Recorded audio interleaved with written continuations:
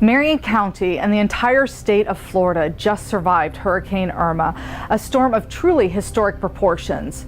After being closed for 6 days, our schools are back in session, and I could not be prouder of how our own employees and our community as a whole handled this terrible situation.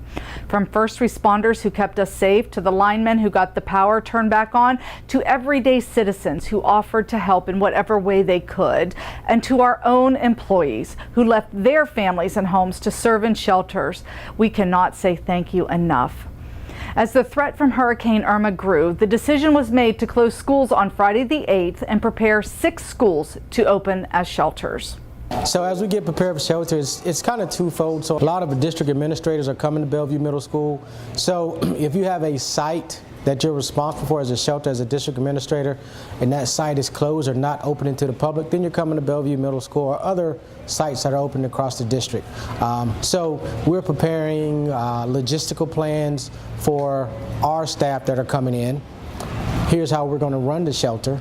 And then when individuals come here for the shelter, how we're going to take care of them with food, with restroom, with shower, those types of things. So individuals come in, it's a tragic time in their lives, but when they come to Marion County, we want them to feel welcome and just a welcoming environment. We've received a lot of phone calls about the logistical plans for special needs, and basically they will check in the same as other individuals, but we're partnering with the Marion County Health Department to help in that area. So my expertise is definitely not in the special needs health area, but we will have experts on campus to assist from Marion County's Health Department. There are a lot of small, just minute things that you have to prepare for. So right now we use some money to go to Publix to get drinks. So no water's on the shelf, but the next closest thing, we got a lot of Gatorade and some juice for our staff. We purchased some coffee because we'll have the sheriff's department here and we'll be working long shifts and overnight. So gas, as you said, we may need to make sure that our fuel is safe. For me to commute back and forth with my family. So as I work the shelter, I'm going to probably run home, take a shower, brush my teeth, and so I need some fuel and gas to make sure I can take care of my basic needs. So I want to make sure our staff well prepared to take on people coming from South Florida. Yep, that'll be fine too. We'll have American Red Cross here, and we will have the health department. Yep. Yes, ma'am.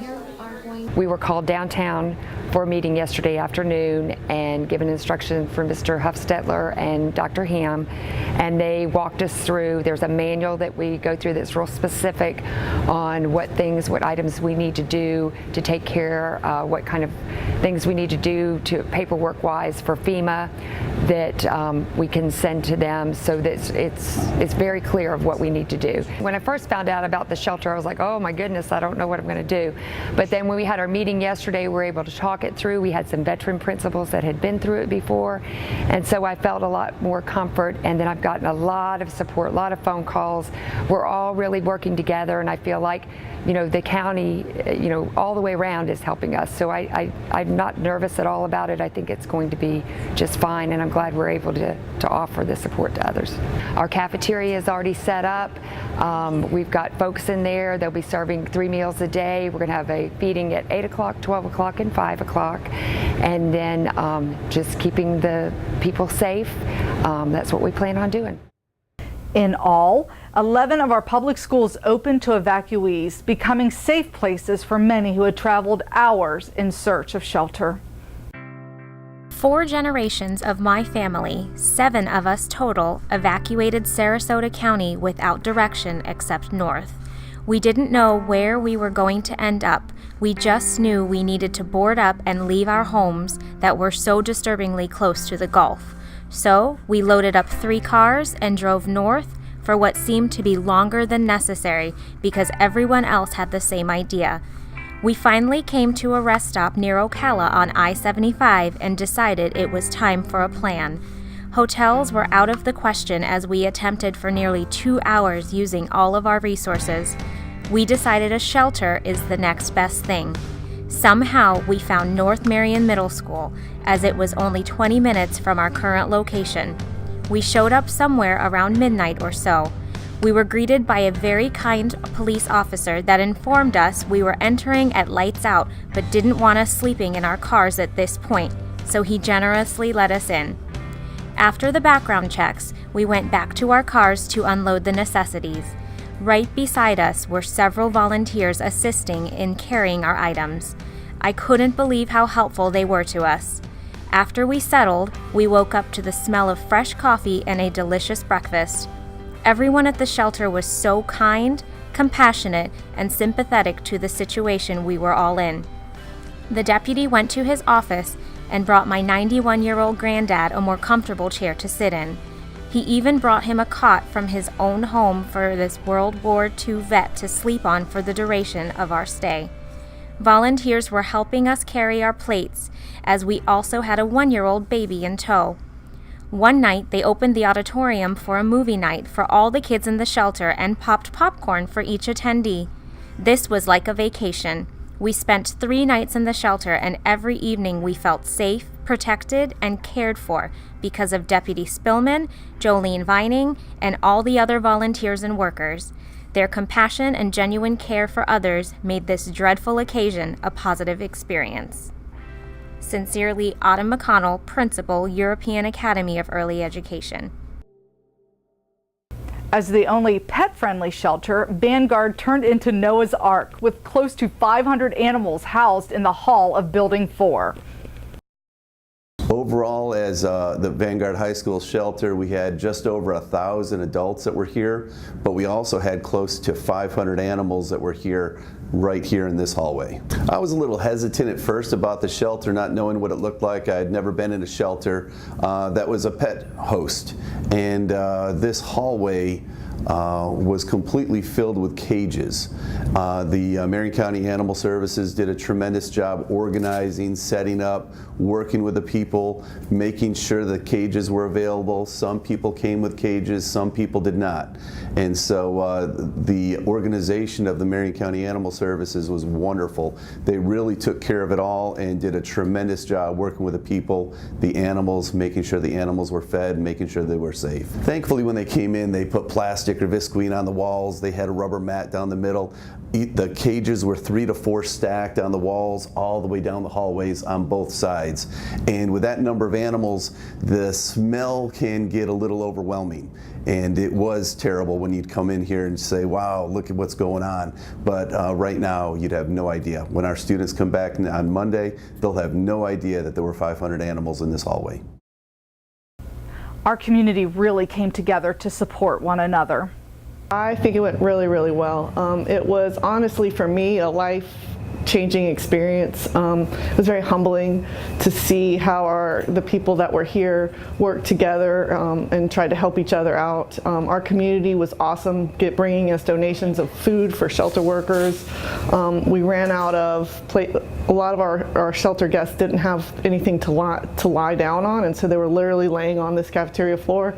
I sent out a social media request for bedding, and we got bags and bags and bags and bags of donations from our community.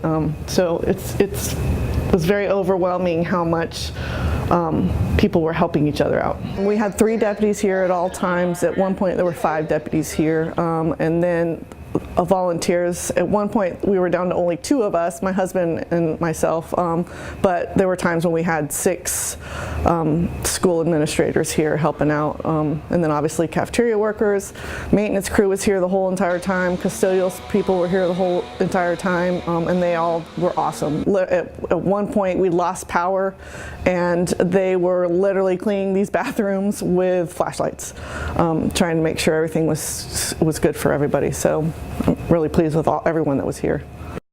A lot of our school resource officers were in the shelter because of the working relationship with the schools. There's a great working relationship with the Ocala Police Department, the Marion County Sheriff's Department, and the school employees. We're like family. So I'm very concerned about my people at Fort King Middle School, that they get their power and come back to work.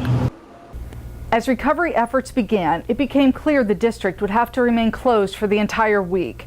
There was just so much for our employees and the community to do.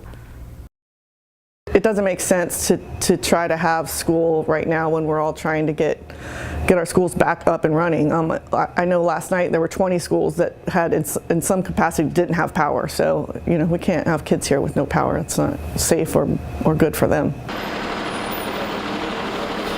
Duke Energy is out there with some other contractors that are helping Duke Energy get power back, and then the tree trimming trucks are here as well, and they're using it as a staging area as their hub for this area to send people out from. So it's cool that we can help after the storm as well.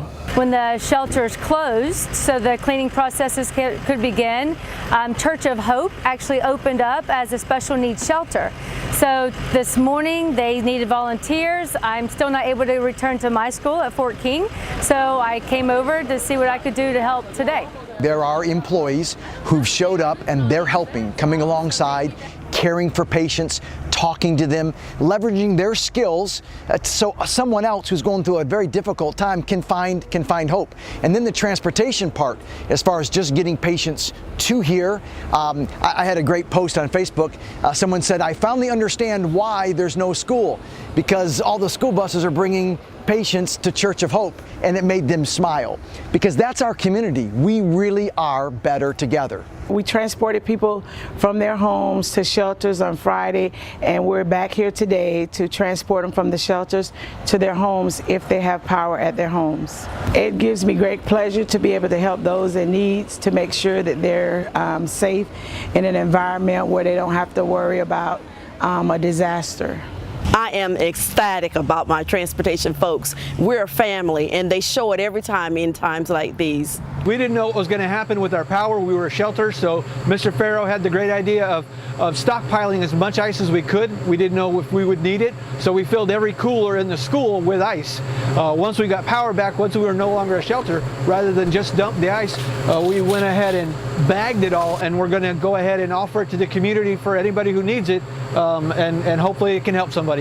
I love our school district. My girls are both grads, and here's the deal. Ultimately, it's about learning, and I can't think of a better environment for young people, for students to learn about caring for other people. So if we were in school this week, the learning that's happening, all the teenagers and young children who've come with their parents, that wouldn't be happening. So education isn't being lost this week. It's actually growing to a whole nother level. Irma left quite a mess in her wake. Fortunately, our community joined us to clean up and prepare our schools to reopen. Yeah, obviously we had this terrible storm come through our county, and so our first reaction was to find out what we can do to help our community.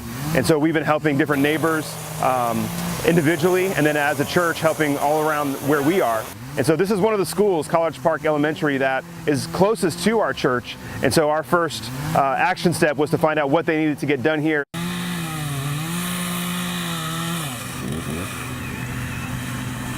We're out at College Park Elementary. We have helped them, kind of been a partner to them for a number of years, helping with beautification and things like that. We feel that the whole concept of neighbor, as you take care of one another, the beauty of that is it doesn't matter political persuasion or race or anything like that. That's the real beauty that happens in disaster, is people take care of people and we get rid of the labels.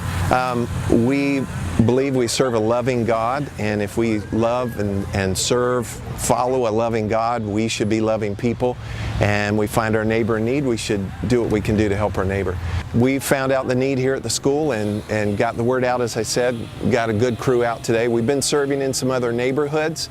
We also, there's some individuals that I don't even know them that have private planes, and they're loading up some things right now that we've our folks have donated, and they're being flown to Key West and Lakeland and some other hard-hit areas. So there really is a joy in serving. There's something that is energizing for us, and it's helpful to others as we all kind of get back to a new normal.